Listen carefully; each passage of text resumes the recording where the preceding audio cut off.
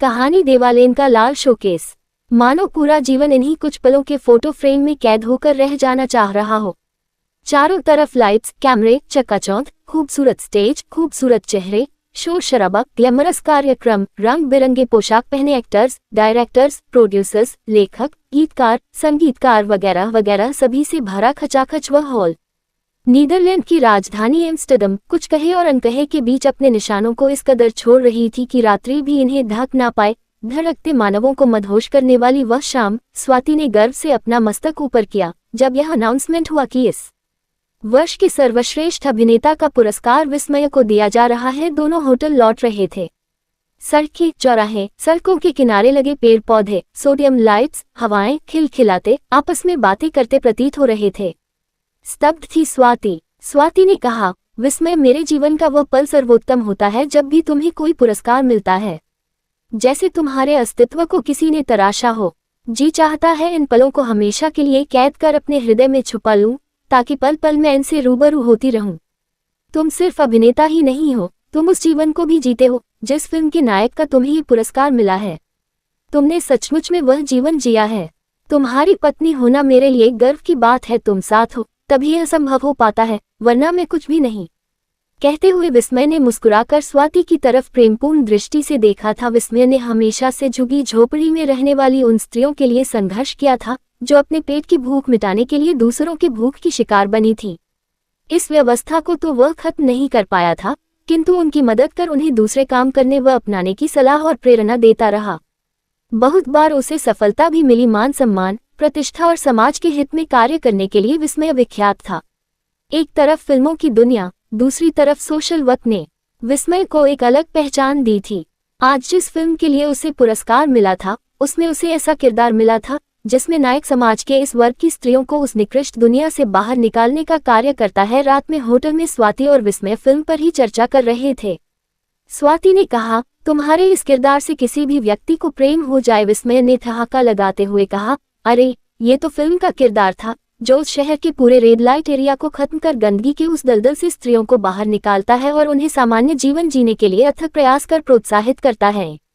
ये फिल्म है स्वाति, एक कल्पना है, हकीकत से बहुत दूर। स्वाति ने बीच में टोकते हुए कहा, किंतु तुमने भी तो बहुत सारी स्त्रियों को इस दलदल से बाहर निकाला है। हाँ, मैंने निकाला है, किंतु हमारे समाज में छुपे तौर पर यह सदियों से चला आ रहा है।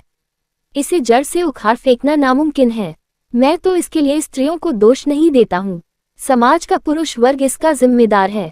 इस गंदगी में ज्यादातर पुरुषों के ही द्वारा पीड़ित और सताई हुई स्त्रियां होती हैं, जो गरीबी के कारण इनका शिकार होती है। स्वाति मंत्रमुग्ध हो विस्मय को चुपचाप निहार रही थी।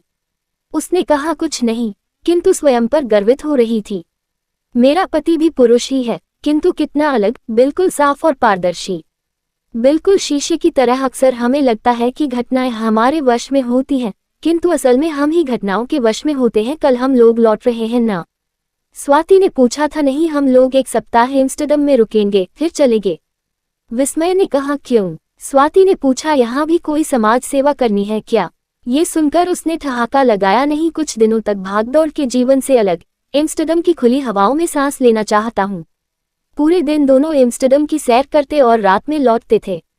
2 दिनों बाद विस्मय ने स्वाति से कहा, मेरे बचपन का दोस्त श्वेतांक ने अरसे बाद मुझसे संपर्क किया है। वह एम्स्टर्डम में ही है। कुछ समय मैं उसके साथ बिताना चाहता हूँ स्वाति, फिर पता नहीं जीवन में यह मौका मिले ना मिले। आज शाम वह आएगा, तुमसे भी मिलना चाहता है। विस्मय दिन में स्वाति के साथ समय बिताता और शाम अपने दोस्त के साथ, और सुबह होने से पहले होटल लौटना स्वाति के लिए यह विस्मयकारी नहीं था, क्योंकि वह फिल्मों की दुनिया की आदी थी। किंतु फिर कुछ ऐसा घटित हो जाना जिसके बारे में स्वाति के वर्तमान पलों के पन्नों पर लिखा ही नहीं था। झटके से शामिल हो जाना जो स्वाति के लिए बिल्कुल अनजाना और नया था। फिर स्वाति का मन और शरीर का क्षत विक्षत हो जाना, मानो जल्दी में लिखी गई किसी फिल्म की स्क्रिप्ट हो। देवालेन एम्स्टर्डम का वह इलाका सुर्ख लाल रोशनी से सुसज्जित और शोकेस में खड़ी वह अर्धनग्न, मन और शरीर से मृतप्राय, फिर भी जीवन की लालसा में इशारों से पुरुषों को लुभाना। ये निर्णय करना बड़ा ही दुविधापूर्ण था कि कौन किसे जीवन दे रहा था। वो बालाएं जो स्वयं की भूख मिटाने के लिए किसी की भूख का शिकार हो रही थी, या फिर वे पुरुष जो पौरुष का प्राकृतिक स्वरूप भुनाते हुए उनकी रोजी रोटी चला रहा थे। निर्णय मेरी गो राउंड की तरह वृत्ताकार चक्कर काटते हुए किसी खास बिंदु पर नहीं पहुंच पा रहा था। उस समय रात के 10 बज रहे थे। कमरे में होटल का स्टाफ खाना लेकर आया और कहा, आपसे कोई मिलना चाहते हैं। स्वाति उठ खड़ी हुई। श्वेतांक को देखकर वह चौंक पड़ी। अरे आप! इस समय विस्मय कहाँ है? इन अनगिनत प्रश्नों के उत्तर के बदले श्वेतांक मौन हो गया। उसकी आंखें होटल के स्टाफ को देख रही थी, मानो वह उसके जाने का इंतजार कर रहा था। स्वाति भी चुप हो गई। स्टाफ अब चला गया था। दोनों सामान्य थे। स्वाति के चेहरे पर चिंता के भाव थे। उसकी आंखें कौतूहल, जिज्ञासापूर्ण नजरों से श्वेतांक को देख रही थी। मन ही मन वह विस्मय के बारे में सोच रही थी कि वह तो ये कहकर गया था कि वह श्वेतांक के साथ घूमने जा रहा है। दोनों चुप थे। पूरा कमरा उन्हें घूर रहा था। स्वाति अपने आप को रिक्त सी महसूस कर रही थी, मानो उसके पास कोई शब्द ही ना हो बोलने के लिए। अचानक श्वेतांक बोला, मानो मौन का शंख बजा हो। भाभी जी, कई दिनों से मन विचलित था। सोचा कि आपसे ना कहूं, किंतु आप विस्मय के जीवन की मुख्य बिंदु हैं। इस कारण आपका जानना बहुत जरूरी है। उसके जीवन के हर एक पहलू को मैं जानता हूँ। उसकी समाज में ये बेदाग छवि कहीं काला धब्बा ना बनकर रह जाए, उसी के लिए आगाह करने आया हूँ। स्वाति मानो समुद्र के किनारे खड़ी उन लहरों की प्रतीक्षा कर रही थी जो उसके जीवन में शायद कोई तूफान लाने वाला हो। शरीर कांप रहा था। वह अपने आप को उस पुराने सूखे पेड़ की तरह महसूस कर रही थी जो तूफान के चपेट में आकर गिरने ही वाला था। भाभी जी, देवालयन दुनिया भर में प्रसिद्ध है। एम्स्टर्डम का रेड लाइट एरिया। यह देह व्यापार आम व्यापार की तरह ही है। यहाँ की सरकार ने इसे वैध कर रखा है। यहाँ ये छुपे तौर पर नहीं होता है। नियॉन की लाल रोशनी में नहाया यह एरिया एक सामान्य बाजार की तरह है। हमारे यहाँ जिस तरह से दुकानों के शोरूम में पुतले रखे जाते हैं, यहाँ पर लाल रंगों से नहाए शीशे के शोकेस में हारमास का सांस लेता पुतला अर्धनग्न खड़ा रहता है, जो आंखों और शरीर की अश्लील मुद्राओं के द्वारा जीवन जीने के लिए याचना करता नजर आता है। विस्मय, जो आपका पति, मेरा दोस्त, फिल्म वर्ल्ड में नायक, किंतु समाज के लिए वह महानायक है। और अब तक के जीवन में उसने इन्हीं वर्गों के लिए समाज में एक बीड़ा उठाया है। आज उसने उन लाल रोशनियों में स्वयं को नंगा कर दिया है। आपसे वह झूठ बोलकर हर रोज निकलता है, ये कहकर कि वह इस शहर का सैर करने जा रहा है, किंतु आज उस देह व्यापार में स्वयं लिप्त है। पहले दिन उसने मुझे उन लाल रोशनी के अनुभवों को बताया तो मैं हतप्रभ रह गया, और जब मैंने मना करने की कोशिश की तो उसके इन शब्दों ने मेरे मन के रेशों को तोड़कर मुझे भीतर तक घायल कर दिया। अरे यार, ये हमारे देश की स्त्रियां थोड़े ही हैं जिनके लिए मैं लड़ूं या संघर्ष करूं, और यहाँ कोई जान भी नहीं पाएगा। मैं अपने देश में नहीं करता हूँ ये सब। पूरी दुनिया की स्त्रियों का मैंने कोई बीड़ा थोड़े ना उठाया है। सड़क के किनारे किनारे चलती स्वाति एम्स्टर्डम की उन सभी खूबसूरत चीजों को बड़े गौर से देख रही थी। वहाँ के लोग, पेड़ पौधे, सड़क, बिल्डिंग, सड़क के किनारे खड़े सोडियम लाइट्स के खंभे जो उसकी ओर व्यंग्य से देख रहे थे और जिन्हें वह चलती हुई गिनती जा रही थी, जबकि उसे पता था कि उसे गिनने का उसे कोई लाभ नहीं मिलने वाला है। कल तक जो इतना खुशनुमा था, आज इतनी यंत्रणा कैसे दे सकता है? सब कुछ इतना मृतप्राय था कि उसे सड़े मांस की दुर्गंध आने लगी थी। घिन आ रही थी उसे। भीतर का अंतर्द्वंद इतना सघन और कालिमा लिए हुए था कि उसे अपने आप से भी घिन होने लगी। विस्मय और स्वाति घर लौट चुके थे। फिर से वही जिंदगी, शूटिंग, कैमरे, लाइट्स, रात की पार्टियां, और इन सब से अलग विस्मय का सामाजिक कर्तव्य। आज वह आमंत्रित था। शोषित वर्गों के लिए ठोस कदम उठाने के लिए उसे पुरस्कृत किया जाना था। उसने स्वाति से कहा, स्वाति, शायद मुझे लौटने में देर हो। पुरस्कार वितरण कार्यक्रम और पार्टी बहुत समय लग जाएगा। तुम्हारी तबीयत ठीक नहीं है, तुम साथ चलती तो अच्छा लगता। एकाएक स्वाति के भीतर कहीं जमा हुआ ग्लेशियर विस्मय के शब्दों के ताप से थोड़ा पिघला और बाहर निकलने को आतुर हुआ, और आखिर निकल ही गया। पुरस्कार लेते हुए तुम्हारे हाथ नहीं कांपेंगे। वक्त मानो जीवन के अंतिम बिंदु पर ठहर गया था। विस्मय अचंभित हो कुछ बोलने ही वाला था कि स्वाति ने पिघलते ग्लेशियर को बह जाने दिया। मुझे बताओगे कि प्रत्येक देश की स्त्रियों का शरीर और मन क्या भिन्न भिन्न होता है? विस्मय की आंखें फैल गई। ये कैसा सवाल है स्वाति? तुम्हारे लिए यह सवाल है, किंतु मेरे लिए मेरे भीतर का वह अंतर्द्वंद है जो बिल्कुल देवालयन के लाल शोकेस में बंद उन असहाय और बेजान शरीरों जैसा है, और वहां से निकलने को छटपटा रहा है, तड़प रहा है।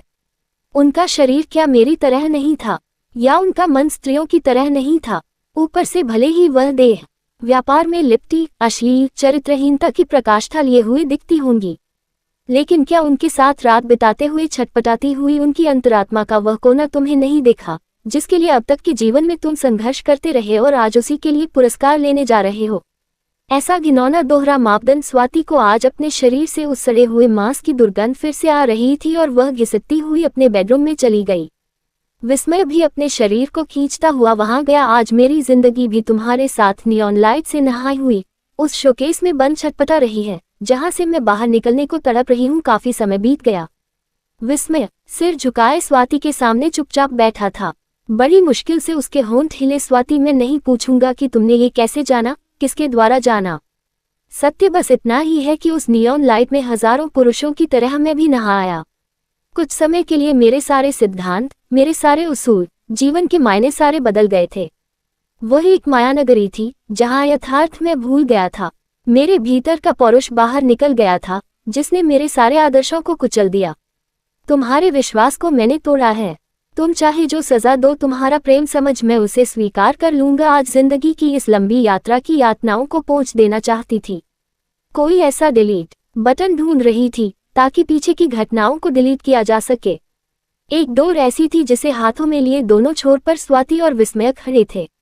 ऊहापोह की स्थिति थी। विस्मय उस डोर को खींचना चाहता था ताकि स्वाति उसके करीब चली आए, किंतु स्वाति वह तो असमंजस में थी। डोर के सहारे वह पास भी नहीं जाना चाहती थी और मन में ये भी शंका थी कि कहीं डोर खींच दे तो वह टूट ही ना जाए।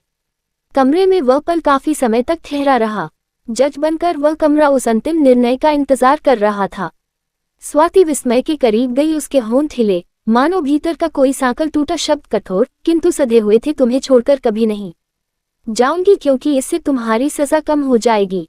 हमारा ये कमरा जहां हमारा शरीर और मन मिला था, जीवन भर साक्षी रहेगा कि मेरी कोई भी रात तुम्हारे साथ इस कमरे में नहीं बीतेगी, ताकि जीवन भर हमारा ये कमरा तुम्हें उस लाल शोकेस की याद दिलाता रहे और तुम्हारा चरित्र फिर से गिरने ना पाए।